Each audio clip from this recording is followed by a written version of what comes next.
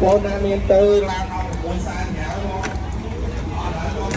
6សានក្រៅមួយខ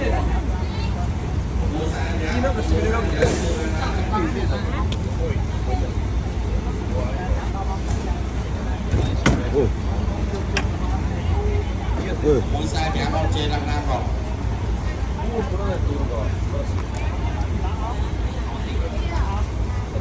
quay thôi nha, không lên mạng nha, không có lên nha hả.